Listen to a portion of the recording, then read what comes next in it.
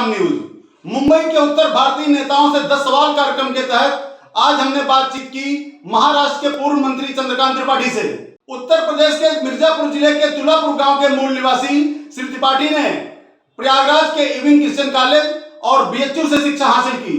1978 में वो मुंबई आए और 1980 का विधानसभा चुनाव उन्होंने अंधेरी से जीता। वह अब्दुल रहमान अंदुरे और बसंत दादा पाटिल की सरकार में राज्य मंत्री रहे। उनके पास नगर विकास, गृह निर्माण, जेल जैसे तमाम अहम विभागों की जिम्मेदारी थी। श्री त्रिपाठी को उत्तर भारतीयों का लोकप्रिय नेता माना जाता है। जैसा कि हम लोग जानते हैं कि ये मुंबई शहर एक हिंदी हार्टलैंड के रूप में डेवलप हो गया है। यहाँ की 35% लगभग पॉपुलेशन हिंदी भाषियों की है। तो आपने शुरू में भी बहुत पहले से की भी राजनीति देखी है मुंबई की, उत्तर भारतीयों की, आज भी आप देख रहे हैं। आप सब सारे परिवर्तन के गवाह हैं।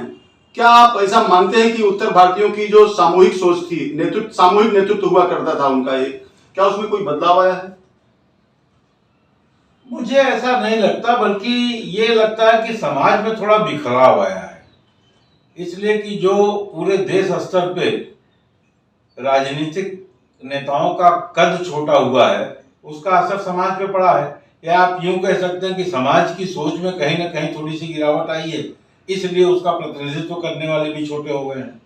आज बड़ी सोच की बातें तो कहीं दिख नहीं रही हैं, केंद्र से लेकर के निचले स्तर तक। अच्छा, किसी भी राजनीतिक दल में हो, केवल सत्ता पक्ष नहीं, विपक्ष में भी वही हालत है। इसलिए जो स्थिति है उसको स्वीकार करना चाहिए। आज गिरावट का बहुत बड़ा दौर आया है, व्यक्तित्व में गिरावट का, सोच में गिरावट का। इससे उबारने के लिए समाज में जरूर एक आंदोलन होना चाहिए कि बड़ी सोच रखिए, सही सोच रखिए।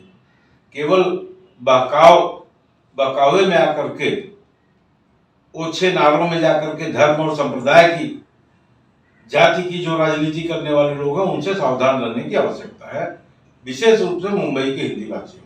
70 और 80 का दशक जो था वो उत्तर भारतीय जो हिंदी भाषी लीडरशिप थी काफी स्ट्रांग हुआ करती थी। उसमें से आप थे, डॉक्टर राम मनोहर त्रिपाठी जी थे, रामनाथ पांडे जी थे। आप लोग उस जमाने में उत्तर भारतीयों को काफी अच्छी तरह यूनाइट कर लेते थे। आज हम देखते हैं हाल के वर्षों में कुछ बिखराव आया है।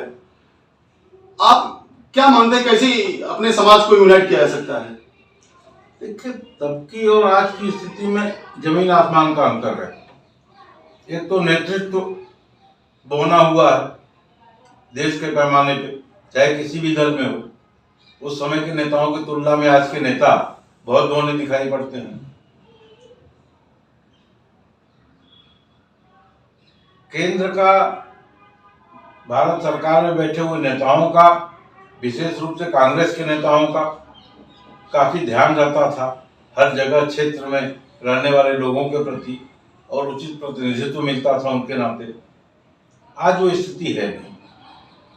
आज जो भी केंद्र में है, चाहे सत्ता में है चाहे विपक्ष में है, उनकी वो सोच नहीं रही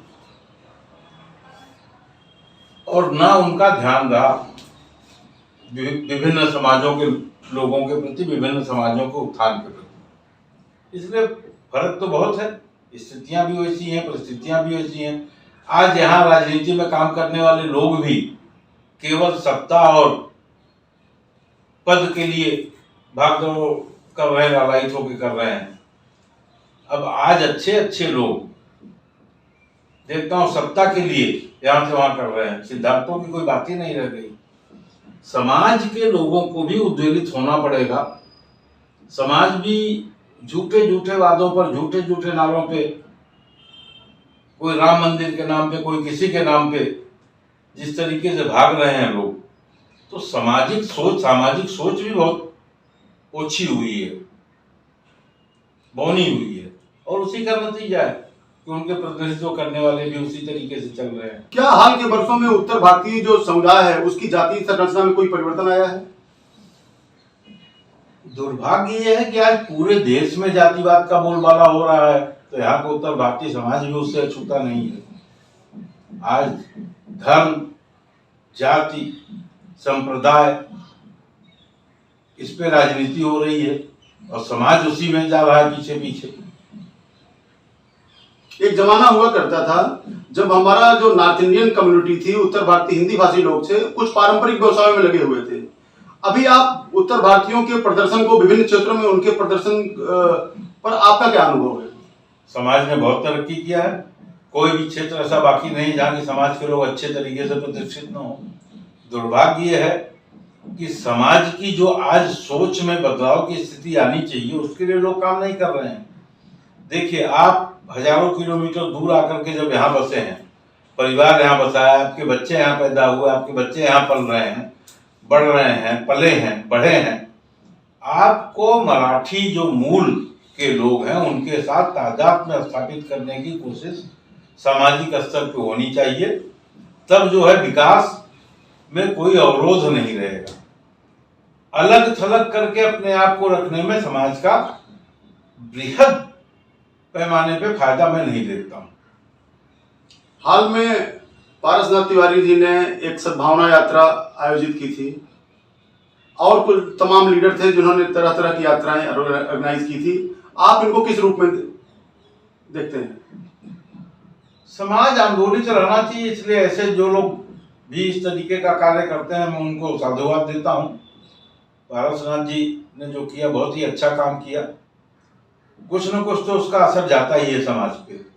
ये सोच के बैठ जाना कि कोई नहीं सुनेगा और भेड़ चाल लोगों की चल रही है, तो कहीं ना कहीं अपने कर्तव्य के निर्वहन से हम पीछे हो जाते हैं। इसलिए इस तरीके की सद्भावना यात्रा और इस तरह की चीजें कुछ तो दे के ही जाती हैं। धन्यवाद।